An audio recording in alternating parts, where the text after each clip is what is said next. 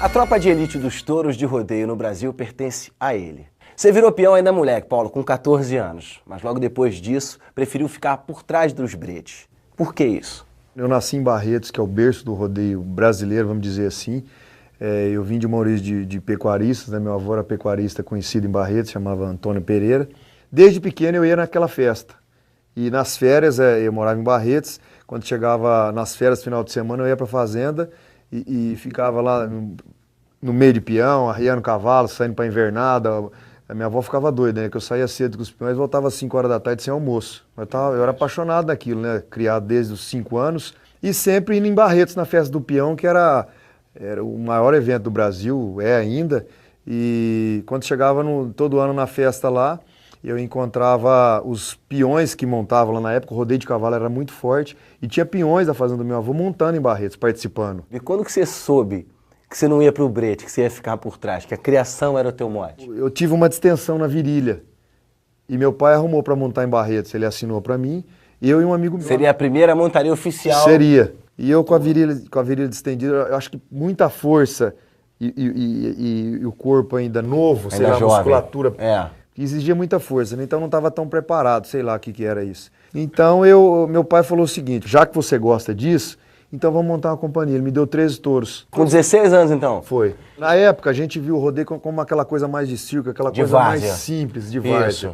E meu pai me ajudou muito na época, ele achava que o rodeio tinha que ter uma visão mais empresarial. Eu via as arenas que tinham por aí, tudo mal pintada, suja. Falei, pô, não pode dar uma visibilidade dessa, senão o patrocinador, aquele pequenininho daquela época, mesmo no supermercado, não vai querer pôr a marca dele num negócio sujo. A profissionalização do esporte a gente vê no Brasil em diversas modalidades, não seria diferente na montaria de touros. Agora é o seguinte, meu amigo, o touro bandido, touro mais famoso que já existiu. Fez parte de uma grande novela. Quem foi o touro bandido pro esporte? Quem foi esse touro maravilhoso pro coração do Paulo? Foi um animal que foi respeitado no mundo inteiro, além desses vídeos de internet, dos desafios aqui no Brasil. Quando passou na novela América, na Índia, quando passava as cenas do boi, você sabe que o touro lá é respeitado, parava o país para assistir o touro. Era com uma honra uma novela passar um animal daquele.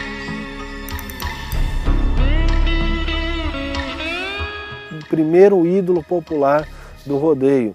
Então o bandido ele substituía até um show no rodeio. Era aquela expectativa se o peão ia conseguir parar nele e todo mundo torcia por ele. Ninguém torcia pelo peão. E eu acho que aqui no Brasil o esporte ganhou notoriedade através do bandido, respeito, credibilidade. Você se emociona falando dele, cara. Por que mexe tanto no coração do peão? Por que te emociona falar desse animal, cara? Ele era um animal especial, né? Comprei 10 touros de um amigo, ele foi o 10º touro a ser escolhido, quase que eu não levo ele. O bandido era um animal muito acima da média de inteligência dele, um animal muito inteligente, que ele sabia para que ele estava. Mesmo aqui na propriedade, quando nós vínhamos fazer exames de sangue, fazer avaliações periódicas, você não conseguia trazer ele facilmente para o brete, para conseguir mexer nele, ele tinha uma vontade própria. Quando ele pulava, ele determinava o jeito que ele queria pular, ele determinava se ele queria pegar o peão. Na hora que o peão olhava, ele dava um pulo, ele olhava o peão. Dependendo do posicionamento, ele inventava o pulo para derrubar o cara. O bandido já tinha uma história para trás que já estava impondo medo, a peãozada não estava montando mais nele. Tanta dificuldade que ele impunha, entendeu? Então, aí quando adquiriu ele, surgiu as ideias, né, do desafio. Que eu enxerguei nesse touro algo diferente, porque eu acho que o esporte precisa de novidades, de desafios. Com certeza, novos desafios. E eu acho que de sair daquela mesmice. Você chega no rodeio, ou o peão derruba o touro, ou tira aquela nota.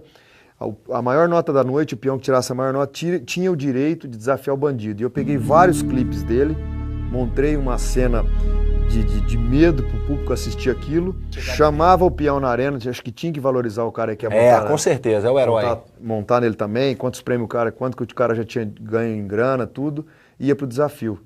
Ali parava, né? O locutor naquela emoção, todo mundo, ninguém piscava, eu abria a porteira, 1 segundo, 2 segundos, o bandido tacava o peão longe.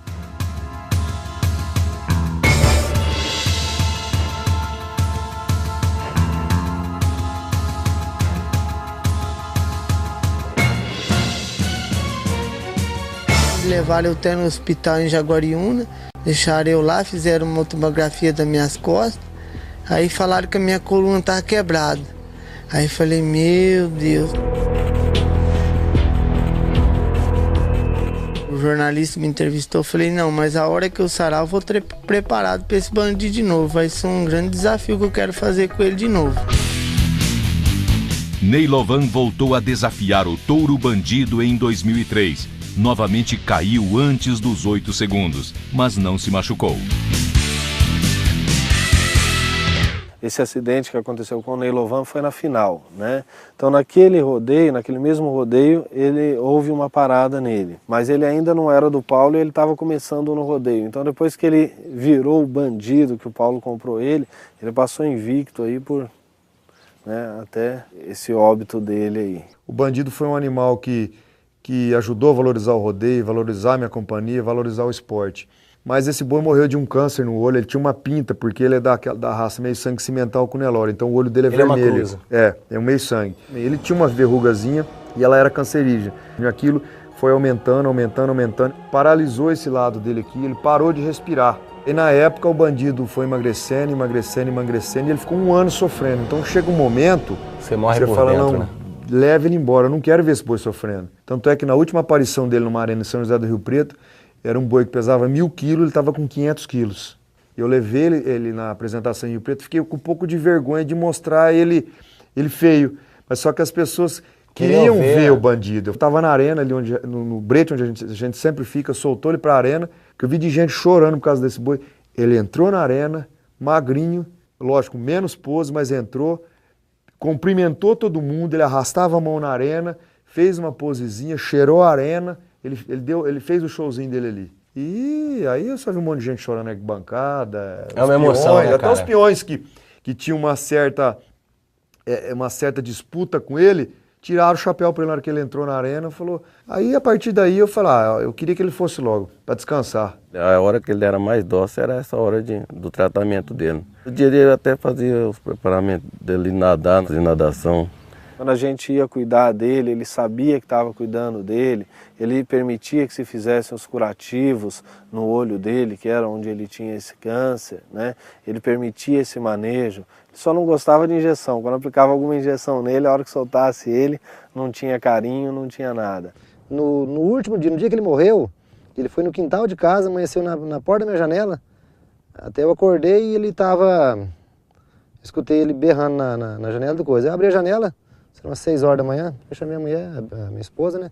Falei, quem está aqui na porta de casa, na janela de casa. Aí ele saiu da janela, saiu do quintal de casa, veio próximo às árvores ali.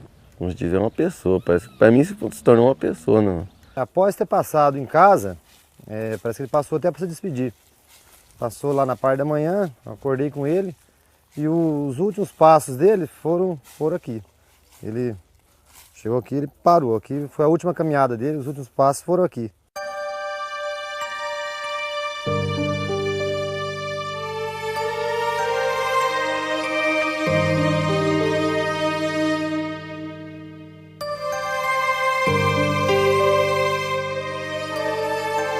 Mais de 2.000 doses de sêmen dele congeladas. E existe um trabalho genético sendo feito com isso. Em breve aí nós vamos ter vários filhos do bandido pulando aí na arena.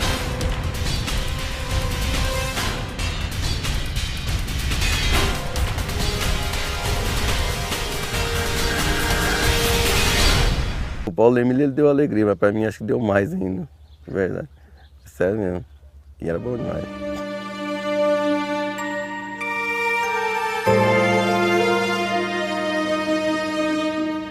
Cheguei a ter ciúme já do bandido, tive sim, porque eu falava que o bandido estava em primeiro lugar da vida dele, não eu e os filhos dele. Mas não tinha como mudar. É a paixão dele, são os bois, é essa vida aqui.